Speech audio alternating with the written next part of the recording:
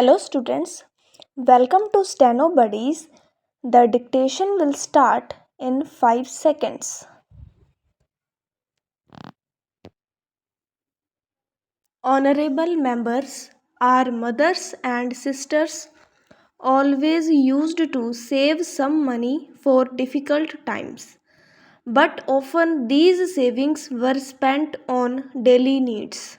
Today, rupees 88,000 crore deposited in Jan Dhan accounts is a testimony to the changing saving habits. It is only because of the Jan Dhan scheme that wages from Manrega, benefits from different insurance schemes, scholarships, pensions, and most other government benefits are being credited directly into the bank accounts of the poor through DBT. Jan Dhan accounts have succeeded in eliminating the middleman between the government and the poor. Jan Dhan Yojana is playing an important role in facilitating cost effective digital transactions in the country through more than 60 crore RuPay debit cards and Bhim app. Similarly, government is bringing banking services closer to the people through the India Post Payments Bank set up in the post offices. As a result, the whole world has taken note of this step towards financial inclusion in India. Whereas many social welfare programs were in existence for the past several decades, they had failed to produce the desired impact. The alertness, action oriented approach, and good intention displayed by my government towards the aspirations and difficulties of citizens have made it possible to bring about large scale visible changes. While giving a clear majority to my government in 2014, the people of the country had also given a clear mandate to take strict action against corruption and black money. My government has come down heavily on corruption in the past 4.5 years.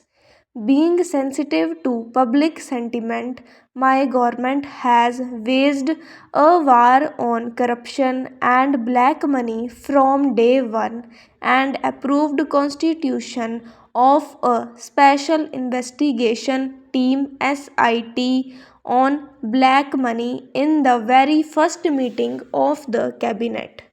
Thereafter, government enacted a new and strict law on black money. My government also carried out a campaign against illegally acquired assets in foreign countries.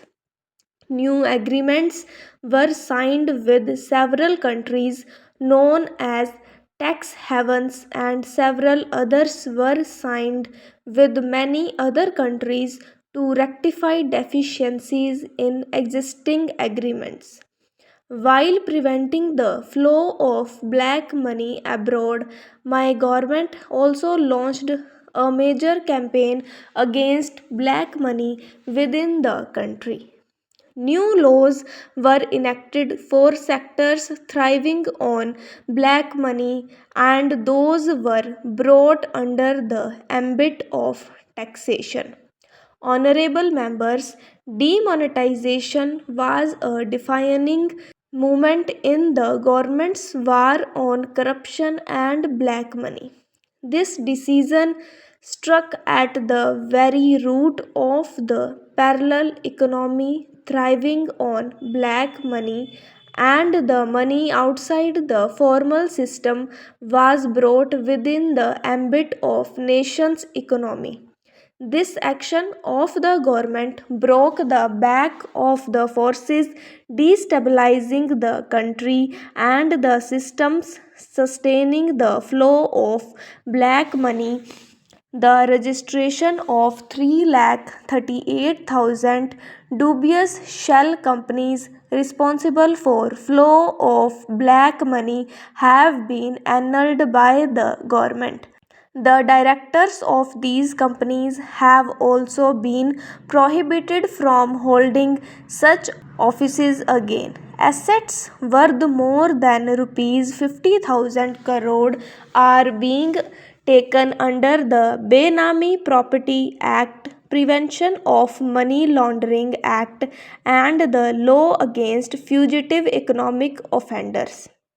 As a result of the policies of my government, black money in real estate sector has declined substantially. The prices of houses have come down and the dream of a normal middle class family for possessing their own house is being realized.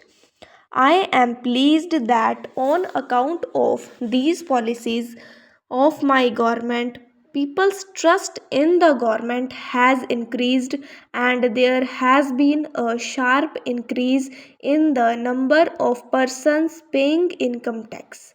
Whereas prior to 2014, 3.8 crore people had filed their return. This number has increased and more than 6.8 crore people have come forward to file their returns. Today, the taxpayer is confident that each paisa contributed by him or her is being spent honestly on nation building. My government believes that corruption and black money constitute a grave injustice towards the honest taxpayer of the country. Corruption always infringes on the rights of some poor or middle class person. The government is relying on application of modern technology to address this situation. As a result of the expansion in direct benefit transfer in the last 4.5 years, more than rupees 6,05,000 crore have been directly transferred to the bank accounts of beneficiaries. Because of this, about rupees 1,10,000 crore have been saved from falling into wrong hands. Government has removed about 8 crore fictitious names which were being used by middlemen to misappropriate the rightful benefits of genuine beneficiaries. In order to build a strong nation, it is imperative that we develop our economy in such a manner that will help our fellow citizens to progress with transparency and honesty. My government developed a transparent system for auction of coal mines and has protected this national resource of the country.